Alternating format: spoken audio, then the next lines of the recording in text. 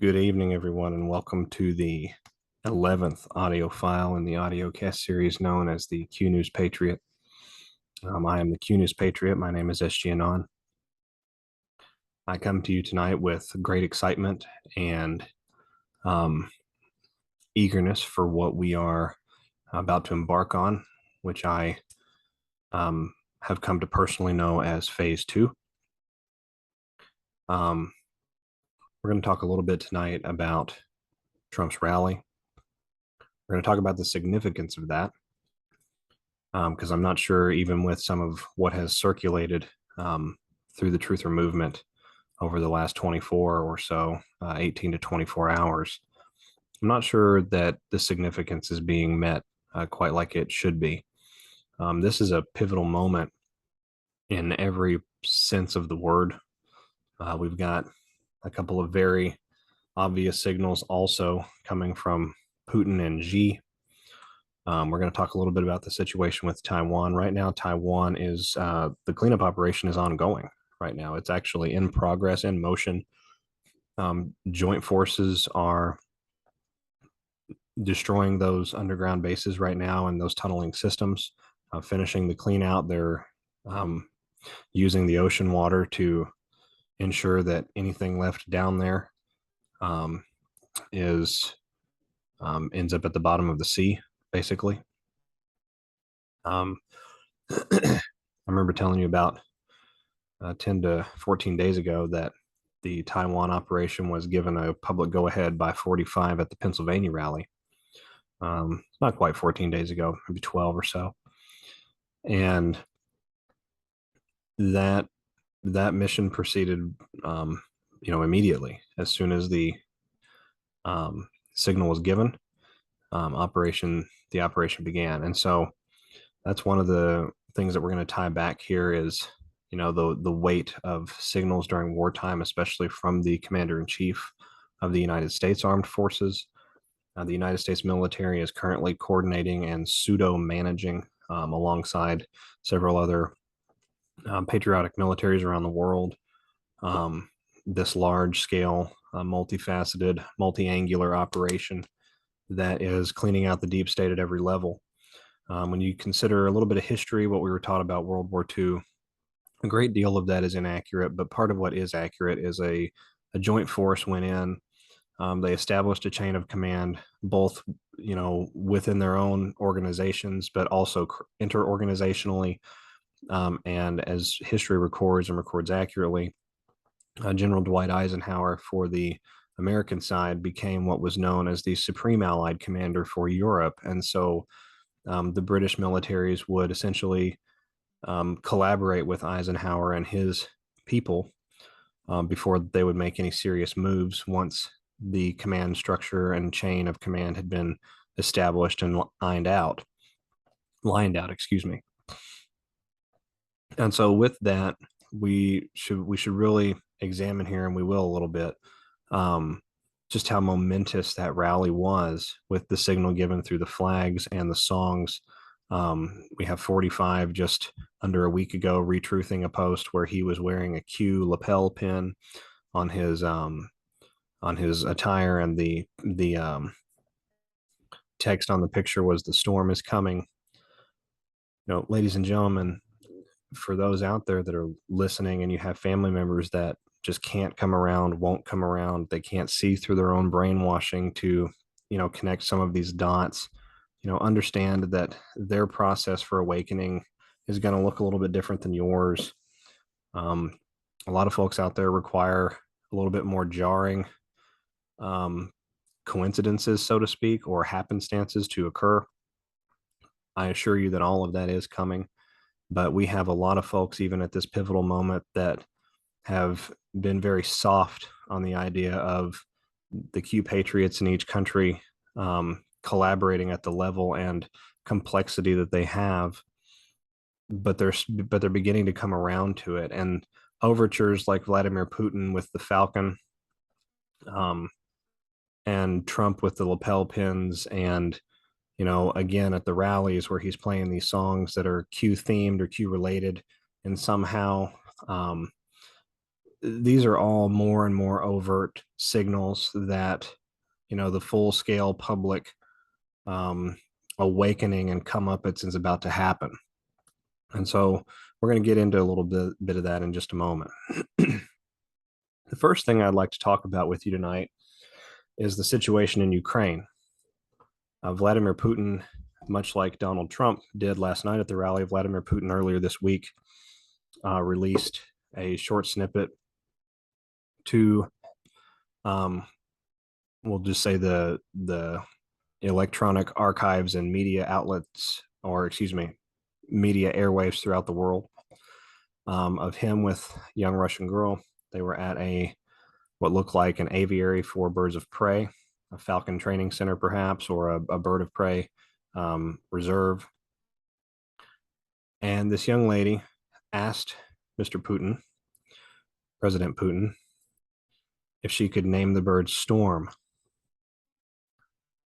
And the president stood there for a moment, thought, contemplated to himself, and then did something that is completely unheard of in wartime and can only be interpreted as a calm. Vladimir Putin comes out and tells this young lady on camera,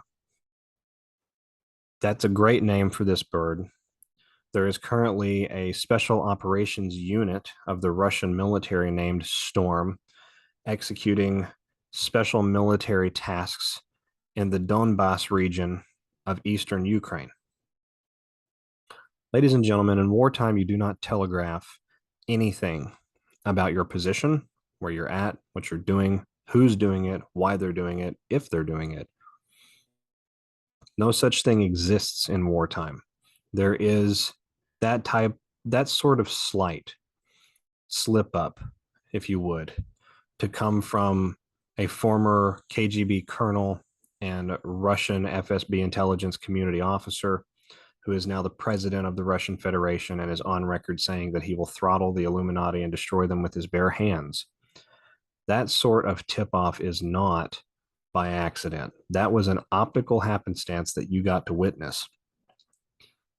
My interpretation of that is the exact interpretation that I give to Trump's rally last night. The storm is about to start publicly. Putin has been running the special military operation in Ukraine on low gear for as long as possible. He has been as surgical as he possibly can be to minimize civilian casualties, while also understanding that, the Ukrainian armed forces and the Ukrainian government will just slaughter their own people and blame it on him. At this point in the war, we have the last bastions in Ukraine that are very heavily cabal and closer to what the traditional stomping grounds of the ancient Khazarian one kingdom, were, and they are zealously protecting it as though this was their last island of, their last bastion, so to speak. Putin, in his video, told all of the deep state located in Europe and in Ukraine that the storm is about to start for them in a whole new way. We've talked a little bit about the economic implications of what is about to happen to Europe as a result of Russia throttling the petrodollar. We've not really talked about some of the implications that come when Russia goes in and takes out the last of the Khazarian holdout known as Ukraine. And I can't give any sort of speculation as to how that will be divided up, but I can say that this will be a fire and fury operation from Russia. This is going to make the military operations in Ukraine to this point look childish by design.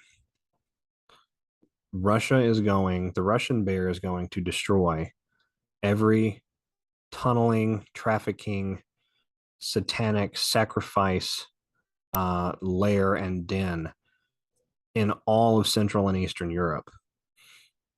A great deal of that is economic and financial, but there is a significant portion of that, especially in the Ukrainian and Baltic areas, that is physical. While I cannot give a speculation as to whether Russia will physically invade any of the Baltic states or whether there will be intergovernmental cooperation right now, I can say that Russia will not tolerate any of these fools getting away. It's not going to happen. Putin will not allow it. Putin is now partnered with Turkey, and there's going to be some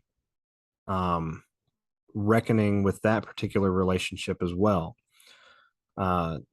Turkey has a bit of a checkered past, but is very tired of being subverted and their, relatively calm and peaceful beliefs and religious way of life being completely bastardized by these evil Ashkenazi Jews, not Jews. Pay attention to Turkey and Putin, and pay attention to any times that their presidents are speaking on the same topics. As we go into phase 2, we're going to see a lot more openness with these types of communications, some of which will become public and some of which will stay private, I'm sure. But that being said, Europe is about to enter a bit of a calamitous phase, as is the United States and other countries around the world. We've talked a little bit about the financial system coming down. It's currently crashing. The crashes, you have to remember a structure this large and this all entrenched in every area of society. A crash is a trickle down effect, and it takes a while to come all the way down through the system, but it's well underway. And so that's one aspect of how things are going to be just a little bit pinched for a while. And we've talked about that. But one of the other ways that it's going to be a little bit pinched for a while is we're going to have some optically impressive, dramatic things unfolding in the public space with regards to treason, with regards to traitors. You're going to start seeing the COVID crimes come out on mainstream media and alternative media, even the ones that are what we would call controlled deep state opposition. Those individuals out there have their part to play, whether they know it or not, and that part is coming. In the United States, just yesterday, Trump gave a rally that could only be interpreted by myself as a bit of an ultimatum. I did not get a chance to personally view the rally. I was out of town with my little one and was unable to visually behold it, but I listened to it on my audio. I was very impressed with the commander-in-chief and how he held himself. And then, of course, with the music and the songs and the discussion about 17 times in Washington and things like that. The comms from President 45 are really ratcheting up. They are no holds barred at these rallies. There is, or just this last week to 10 days or so in that time period, Trump came out and essentially said that if the FBI raids you, just ignore them. They're not legitimate. They've proven that they're not legitimate. And that's a tremendous, tremendous statement to come from a man who, the entire time he was in office and even on his way out of office in the public eye, did everything to the period and the comma and the capital letter according to the law.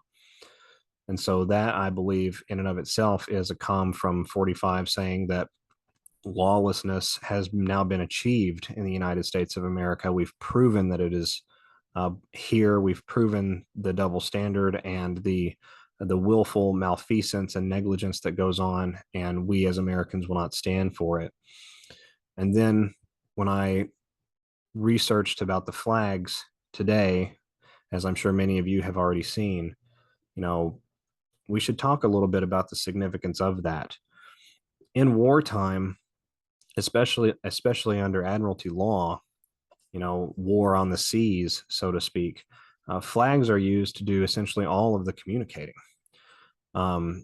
Nowadays, we have Morse code and we have light code that we use with, lights and things like that. We send Morse via, visual, optical messaging. But, for the longest time in human history, and certainly for the amount of time in days past where humanity may have had different awareness levels of the cabal, flags were the primary method of communication in war. The flag that was displayed at the Trump rally was not absent of stars at all. The flag that was displayed at the Trump rally had stars embroidered on it that were black. The significance of that is the exact same significance as you would have with a pirate ship rolling up its Jolly Roger right behind you on the open high seas. It is a declaration of hostility. It is a declaration of no quarter to be given, meaning from this moment on, we exist in a state of total war. In the United States military code of conduct, total war is used for preservation of the republic and the American way of life.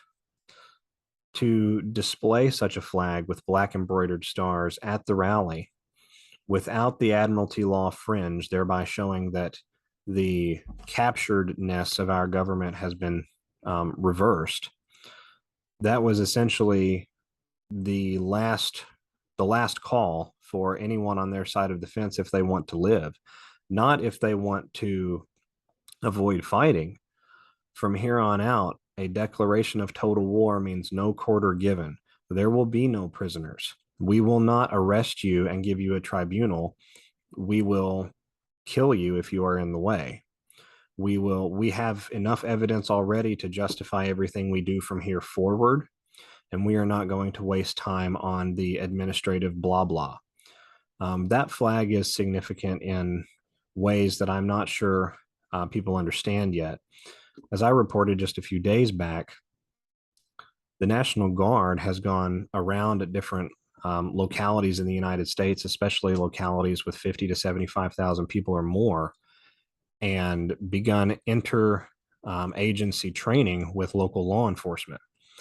Now, while I was not given what those reasons for that interagency training are, I can say that critical thinking dictates to me it would have to be something that the military of the United States has a vested interest in. And we know that the military of the United States does not have a vested interest in local crime, even if that local crime is significant. Just look at Chicago and LA. All right. But the United States military would have a very significant interest in networking and trafficking cells that are so involved at a large scale level that they are impactful of, say, local electoral process, local economy and economics, local living conditions and lifestyles. And also if they are part of a larger operation that poses a threat to the republic of the nation and the existence of this republic of states. The United States military has a very vested interest in that and would be wholly involved at correcting that, even down to the local level. And we have seen that interagency training and some of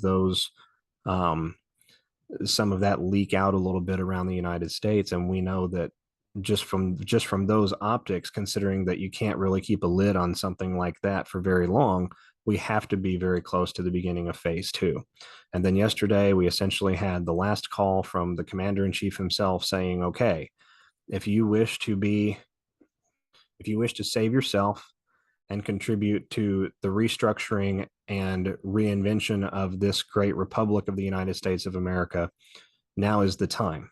If we meet you on the battlefield at this point, from this point forward, we will not even take you prisoner. We will do away with you, as you are now a combatant against the lawful government of the United States, and we are taking this country back. And so, ladies and gentlemen, you have lived through the hardest part of this process so far. And with that, we need to appreciate that the next phases are going to also be tough. You're going to be called upon to counsel those around you. You are going to be asked to preserve stability and consistency. You are going to be reminded that your oath to your fellow man is to walk him through the darkness, not drop him on the ground because he dragged his feet for so long. We are entering into the phase of this operation both in Europe and in the United States of America and in the Commonwealth realms by proxy from the United States of America, as many of them are intertwined with the armed forces of the United States and joint coalitions.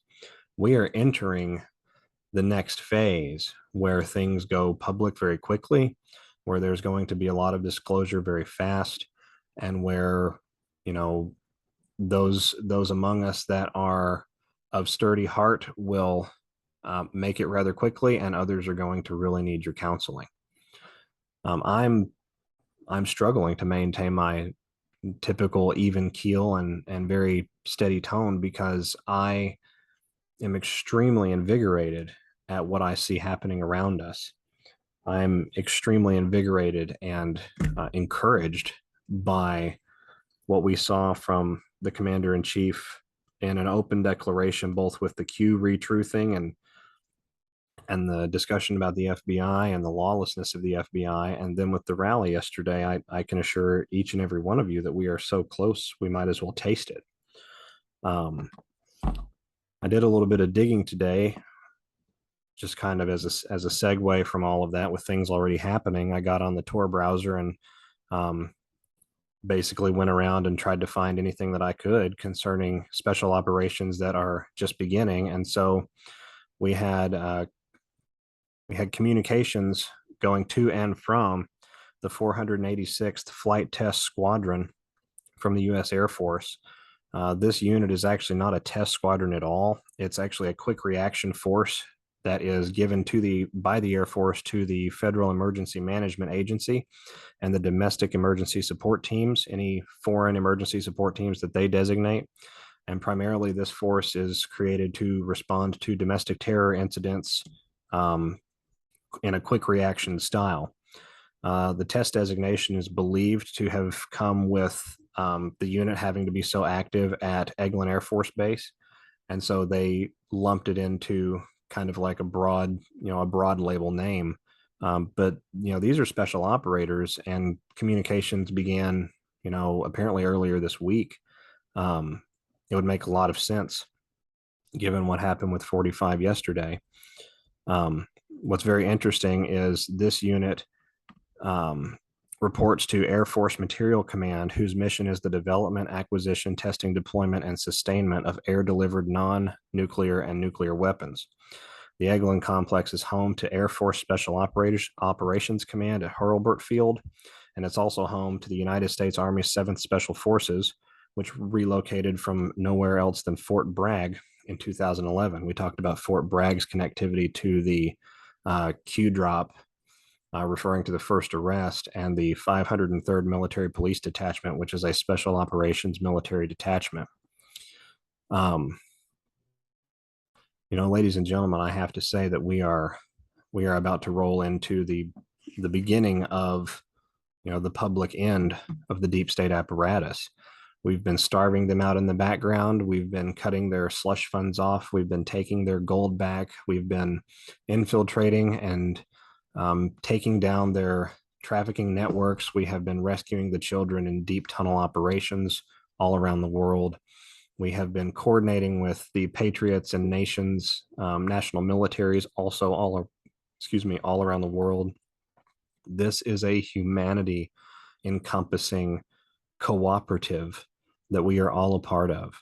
And we are about to be vindicated in a way that will show us out through history as having been called and chosen by God for this purpose, because we were given the strength to learn this so that we could have the strength to give to others at the point where they have to learn it in a much more aggressive way. And so with that, I think that's a great place to stop for tonight. This has been a joy to give to you. I am extremely encouraged about what is coming next. If we lose communications for a while, please understand that we are absolutely in control. The communications, if they go, that is by design and necessary to entrap roaches in their cages. Comms will not be out for long. Again, if they go, and I cannot guarantee that they will, but if they go, we should expect less than 10 to 14 days, somewhere in that time frame or less, of actual blackout. And if that happens, enjoy your family and enjoy your household and the freedom that's coming. We are about to be free on this world like we've never been before. Our grandparents and great-grandparents and generations past would look upon us with strong and steady hearts because they are glad for what we are doing for this world. We are going to take back the earth and remake it in God's image the way it was supposed to have been. We are well into that process, and it's only going to get more exciting from here. Have a wonderful evening. This is SGAnon. I'll talk to you next time. Bye-bye.